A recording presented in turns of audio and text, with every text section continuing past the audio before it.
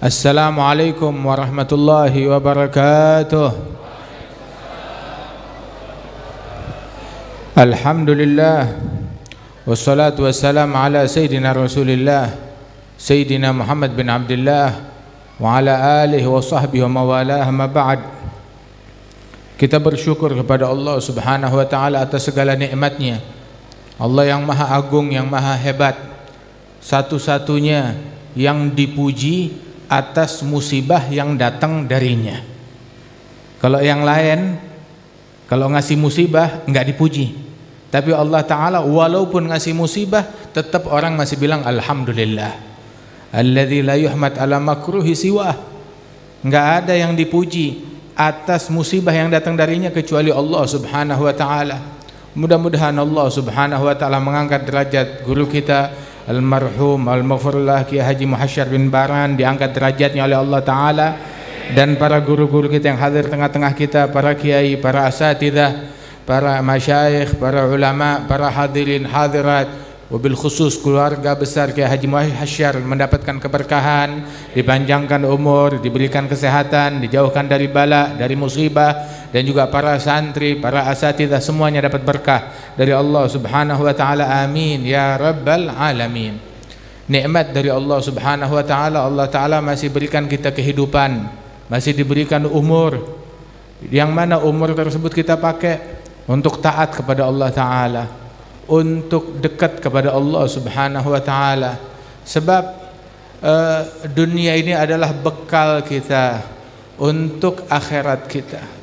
Seandainya seseorang hidupnya enggak membuat dia makin dekat kepada Allah Subhanahu wa Ta'ala, maka matinya kelak akan membawakan penyesalan. Sesungguhnya hidup di dunia ini, hidup di dunia, mau enggak mau mesti capek. Hidup di dunia ini, ma fiha mustarih illa ibn jarih. Enggak ada yang bisa hidup enak santai di dunia ini, enggak ada. Semuanya harus capek. Semuanya ini dunia husyat syughlan wa bu'san wa ghumum wa anaan wa fanaan wa humum farfuduha innaha najrul hagir wa ilallahi ta'ala al-masir. Dunia yang dipenuhi dengan kesibukan, dengan stres, dengan bala, dengan musibah. Seandainya kita senang dari satu sisi, terganggu dari sisi yang lain. Musibah, ujian dari sisi yang lain. Hadhihi dunya wa ma hadhihi dunya bidari iqamatin wa ma hiya illa qattariqi ilal watan. Dunia ini bukan tempat kita untuk tinggal selama-lamanya, namun dunia ini adalah batu loncatan menuju tanah air hakiki kita, akhirat, surganya Allah Subhanahu wa Ta'ala atau neraka. Al-qabr imma rawdatun na'imah na'am wa illa hufratun jahimah fa'amal li nafsik la takun bahimah tadri wa la تجري ولا تدري بعظم الأخطار. الله يرحم جمعنا بفضله ولا يعاملنا بقسط عدله. بركة المختار خاتم رسله أحمد إمام المتقين الأبرار. Dunia ini sementara, kelak kita semuanya bakalan masuk kubur. Kubur cuma dua alternatif, enggak ada alternatif yang ketiga. Menjadi taman-taman surga atau lobang-lobang api neraka. Jenazah yang kita gotong, yang kita pikul di atas pundak kita, itu jenazah tersebut, seandainya dia termasuk orang yang baik, maka disabdakan oleh Rasul sallallahu alaihi wasallam, itu mayit, dia berkata di atas jenazahnya, di atas kurung batangnya, gaddimuni gaddimun ila jannatin wa ridwan wa rabbin ghairi ghadban. Percepat aku menuju surga dan keridhaannya Allah, menghadap kepada Allah yang tidak murka kepada aku. Dan Rasulullah sallallahu alaihi wasallam ketika menyaksikan jenazah, maka Nabi Muhammad bilang tentang jenazah tersebut, mustarih au mustarahum minhu. Jenazah ini adalah jenazah yang mustarih, yang beristirahat, atau mustarahum minhu. Sahabat nanya, wamal mustarih wama mustarahum minhu? Ya Rasulullah, apa yang kau maksud mustarih dan mustarah minhu? Nabi bilang, seandainya jenazah orang baik, orang soleh, mukmin, ketika dia meninggal dunia, maka dia beristirahat, cuti, liburan dari kepenatan duniawi, dari kesusahan duniawi, libur, istirahat dari susahnya dunia ini. Seandainya dia jenazah orang yang nggak baik, orang yang nggak beriman, yang nggak bertakwa, yang suka mengganggu orang, maka mustarahum minhu, orang-orang yang beristirahat dengan kematian orang tersebut. Waliyadzubillahi min dzalik. Dan kebanyakan siksa kubur itu dari dua hal. Sabda Rasul sallallahu alaihi wasallam ketika Rasulullah melewati dua kuburan, terus Rasulullah bilang, sesungguhnya penghuni dua kuburan ini yu'adzaban, keduanya disiksa, diazab oleh Allah Ta'ala. Amma ahaduhuma kana la yastabri minal baul.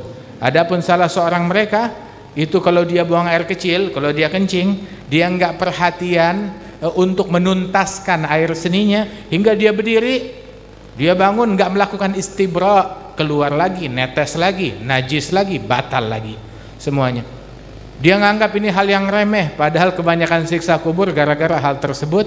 Dan yang kedua, mayoritas siksa kubur kana yamshi bin namimah, orang yang berjalan untuk namimah, untuk provokasi, untuk adu domba orang. Kemana dia pergi, dia ngadu domba orang, membuat orang saling ribut, saling berkelahi, saling bermusuhan satu sama lain. Mayoritas siksa kubur gara-gara dua hal tersebut. Waliyadzubillahi min dzalik. Karenanya itu, ayo kita beramal buat kalau kita dikubur, kita maunya bagaimana? Orang dulu tuh kalau nganter jenazah ke kuburan, Abdul Wahab Syarani itu beliau nyebutin, orang dulu tuh kalau nganter jenazah ke kuburan, pas nguburin itu kurung batang pulang nggak kosong, isi, peginya isi, pulangnya isi, pergi ngisi mayat, gotong mayat diantar ke kuburan, kemudian pulangnya bagaimana? Orang-orang yang hadir kubur pada nangis sampai pingsan. Itu yang pingsan pulang ke rumahnya digotong pakai kurung batang. Sebab dulu tuh kuburan, orang ke kuburan tersebut, semua yang hadir jenazah semuanya menangis. Itu di satu masanya Imam Al-Hasan Al-Basri, ada satu orang melewati kota Basrah, pas kebetulan lagi ada jenazah, semua yang hadir pada nangis. Dia tanya, kebetulan yang dia tanya Al-Imam Al-Hasan Al-Basri, ya Imam, ya Syekh, limadha yabkun? Manil mayyit? Kenapa semua orang yang hadir di sini pada nangis? Emang mayitnya siapa? Apa ulama besar mayitnya? Apa mayitnya ini pejabat? Apa mayitnya hartawan? Siapa gerangan mayitnya hingga kok semuanya pada nangis? Maka dijawab, tahu kenapa semua pada nangis? Tahu siapa mayitnya? Anta mayyit wa ana mayyit wa haula kulluhum mayyitun. Mereka nangis sebab mayitnya adalah kamu, mayitnya adalah saya, dan semua yang hadir merasa dirinya bakal jadi mayit, bakal meninggal dunia. Tapi orang sekarang hadir jenazah, mikul jenazah, ada yang hadir jenazah sambil gosip, ada yang hadir jenazah sambil mengumpat, ada orang hadir jenazah tahu sambil apa namanya, sambil bicara politik, sambil bicara dunia. Dia pergi nguburin yang diomongin dunia, dia nggak lihat mayit depan mata dia. Orang dulu hadir jenazah sampai nangis, sampai pingsan, jatuh di kuburan, pulang digotong ke rumahnya naik kurung batang. Ini hadir jenazah masih sempat-sempatnya hadir jenazah, gosip, mengumpat, rokokan, ngerokok di jenazah, gotong jenazah ya, sambil ngerokok di kuburan dia ngerokok. Dia nggak ngelihat depan mata dia berapa mayit, berapa jenazah yang ditanam, yang dikubur. Itu kurung batang, kalau dia bisa ngomong dia bakalan bilang, unzur ilai bi'aglik ana muhayya linaglik ana sarir manaya kamsara mithli bimithlik. Lihatlah aku dengan akalmu, lihat aku dengan akalmu, aku dipersiapkan untuk kepindahanmu, aku adalah ranjang kematian. Berapa banyak ranjang-ranjang sepertiku menggotong orang-orang yang dulunya seperti engkau.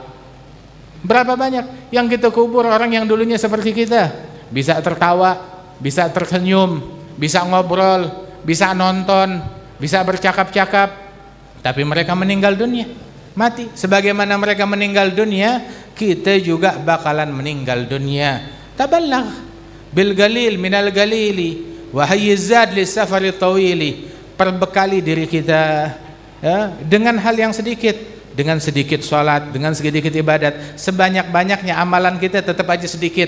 tetap aja kurang. Andaikan kita masuk surga, kita bakalan nyesal. Andai kita masuk surga, kita bakalan nyesal. Ahlul jannah yatahassarun wa la yatahassar ahlul jannah illa ala sa'atin marat alaihim fid dunya la yadhkurullah ta'ala fiha. Orang yang masuk surga mereka menyesal, dan penyesalan mereka ketika masuk surganya Allah Subhanahu wa taala tahu gara-gara apa? Berlalunya satu saat di dunia. 1 jam di dunia mereka lalui tanpa zikir. Mereka punya 1000 jam dengan zikir, cuma kurang 1 jam berzikir, mereka nyesal, mereka nangis. Bagaimana kalau dia masuk neraka? Penyesalan yang dia rasakan tersebut. Nah, karenanya orang yang paling tahu kadar hidup ini adalah orang yang udah meninggal dunia. Orang yang paling tahu kadar sehat adalah orang yang sakit. Orang yang paling tahu kadarnya waktu luang adalah orang yang udah disibukkan. Ayo persiapkan diri kita untuk akhirat kita. Kita semuanya bakal meninggal dunia. Ini kerjaan kita tiap hari ini. Tahu kerjaan kita tiap hari apa? Berkaitan sama orang mati. Entar ini sebulan ini, 2 bulan ini antara hadir jenazah, kemudian udah gitu hadir 3 harian, hadir 7 harian kayak ini hari hadir 7 hari. Barusan siang pagi tadi kita nyolatin jenazah habis zuhur di rumah kita. Kemudian nih barusan nih kita hadir hataman haul yang keberapa tahu? Masya Allah. Kemarin lagi begitu juga, berkaitan sama jenazah, sama orang mati. Itu urusannya kita begitu. Dan kehidupan duniawi wahakadha. Tahu gak? Makanya di dunia ini orang yang tertipu dengan dunia adalah orang yang bodoh. Adimul aql law kan ya'qil kana tafakkar fi fanaha wa fi kathrat anaha wa fi qillat ghinaha fatuba thumma tuba liman minha tahadzar wa tallaqaha wa fi ta'ati rahman syammar. Orang yang punya akal maka dia bakal berpikir betapa fananya dunia, betapa di dunia ini nggak luput dari semua yang hadir. Kita semuanya udah punya keluarga yang meninggal dunia, kita semuanya punya keluarga yang udah mati. Ini cukup sebagai aibnya dunia, berujung kematian. Kelezatan ujungnya kematian, bukan lezat. Kenikmatan ujungnya adalah kematian, bukan kenikmatan. Hal yang demikian tersebut. Akan tetapi Rasul SAW udah ngingetin kita, saya tinggalin buat kalian itu wa'izain, 2 penasehat. Yang satu vokal, lantang. Yang satu adalah diam, sunyi. Yang vokal, yang lantang, Al-Quran. Itu nasihat. Yakfil labiba kitabullah mau'izatan kama ata dzikruhu fi hadithi Sayyidil Al-Hasani. Penasehat yang vokal adalah Al-Quran. Ada lagi penasehat yang sunyi, yang senyap. Apa? Al-maut, kematian. Kafa bil mauti wa'idha, kata Rasulullah. Cukup kematian itu sebagai penasehat bagi seseorang. Orang di rumahnya pernah keluar jenazah, terus masih doyan maksiat, kayaknya udah nggak ada yang bisa, nggak ada yang mempan nasihat buat orang tersebut. Ngelihat jenazah depan mata dia, terus masih mau maksiat, subhanallah, dia buta akan gelarnya sendiri. Man arafa nafsa arafa rabbah. Orang kalau dia tahu dirinya siapa, dia bakal kenal sama Allah Ta'ala. Siapa diri kita? Kita adalah mayyit. Innaka mayyitun wa innahum mayyitun. Kita mayyit, kita calon mati, kita bakal meninggal dunia. Ini gelar yang udah melekat pada diri kita sejak kita lahir ke dunia ini. Hadzal mayyit. Mayyit lagi nulis, mayyit lagi makan, mayyit lagi tertawa, mayyit lagi sujud, indah, cakep. Mayyit lagi sholat, cakep. Mayyit lagi tahajud, mayyit lagi sedekah, bagus. Tapi sungguh tercela, mayyit lagi bergosip, mayyit lagi tertawa terbahak-bahak, nggak tahu diri. Sampai dikatakan bahwasanya kam min dhahikin mil'a fih wa kafanuhu inda gassar fi suq. Berapa banyak orang yang tertawa terbahak-bahak, dia bergelak tawa, padahal kain kafannya lagi digunting di tukang bahan di pasar. Dia nggak tahu, di saat yang sama dia lagi ketawa, kain kafannya itu lagi digunting. Dia meninggal, kain yang digunting itu yang dia pakai untuk kafannya dia. Akan tapi Allahul Musta'an, Allah yaruddana ilaihi maraddan jamila. Mudah-mudahan Allah Ta'ala kembalikan kepada Allah Ta'ala dengan baik-baik. Insyaallah tempat ini makin makmur, makin berkah. Wal auliya was salihin, orang-orang saleh yang dimuliakan oleh Allah Subhanahu wa taala. Allah bakalan perhatian dengan peninggalan mereka, perhatian dengan anaknya, dengan keturunannya, dengan murid-muridnya, dengan madrasahnya, nggak bakalan ditelantari oleh Allah Subhanahu wa taala. Bayangkan, dari kalangan Bani Israel aja Allah taala mengutus Sayyidina Musa wa Sayyidina Harun untuk ngapain? Untuk ngurusin tarikahnya, peninggalan warisan milik anak yatim yang kakeknya orang soleh, punya kakek orang soleh. Amal jidar, fakana li ghulamaini yatimain fil Madinah wa kana abuhuma salihah. Qal al-Imam Abdullah bin Abbas, abuhuma salihah, abuhum as-sabi' min jihatil Siapa yang dibilang bapaknya mereka orang soleh, si anak yatim ini bapaknya orang soleh, itu kakeknya yang ketujuh dari pihak ibu, bukan dari pihak bapak lagi. Kakeknya yang ketujuh dari pihak ibu orang soleh.